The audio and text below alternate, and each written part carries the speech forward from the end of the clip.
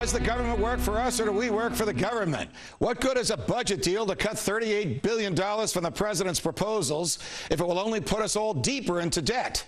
Tonight, the budget, the nature of government, and you.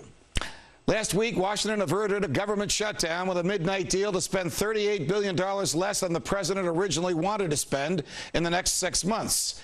This was done the last minute because the Democrats failed to produce a budget for 2011 when they controlled both houses of Congress in 2010.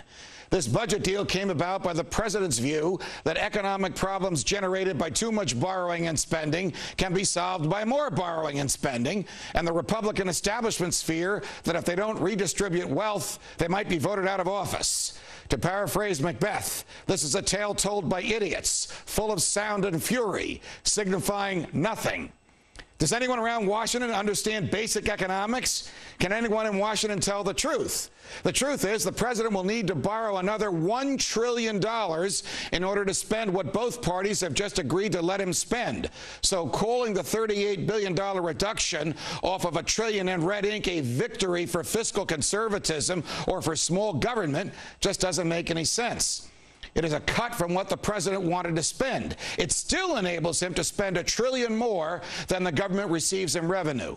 That's where basic economics comes in. America, you may be tired of hearing this, but your government owes $14.3 trillion because president's now dead and Congress is now long out of office, borrowed against the future, and those bills are now due.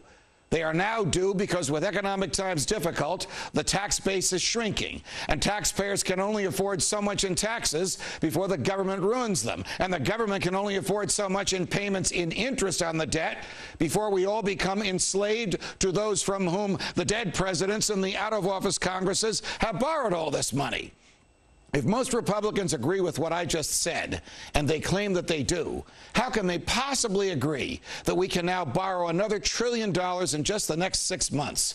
If we haven't the money or the means to pay back so much as $1 of the $14.3 trillion we owe, how can we morally borrow another $1 trillion? There was a time when the two political parties stood for different values, but their thirst for power and their enjoyment in exercising it, what St. Augustine called the lust to dominate, has brought these two parties into a collaborative arrangement whereby they pretend to do battle over values. In reality, they accept the same principles, such as the need for war, the desirability of central economic planning, the indispensability of debt, and the wisdom of transferring wealth in order to buy votes.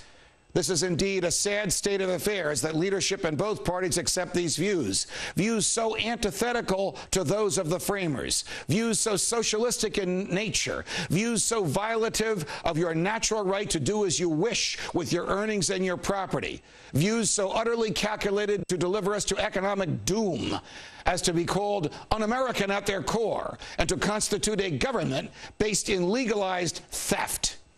What shall we do? We should encourage every Republican in Congress and the few Democrats who will listen to vote against the president's proposals to allow him to borrow the $1 trillion this year and the $1.7 trillion he wants to borrow next year. Those votes have yet to be taken, and there is still a chance the borrowing could stop. And we should force the government, just like we do at home, to live within its means. And if it doesn't, then we should in due time replace it with a government that means what it says when it swears fidelity to the Constitution. Because the majority of these folks in power now don't.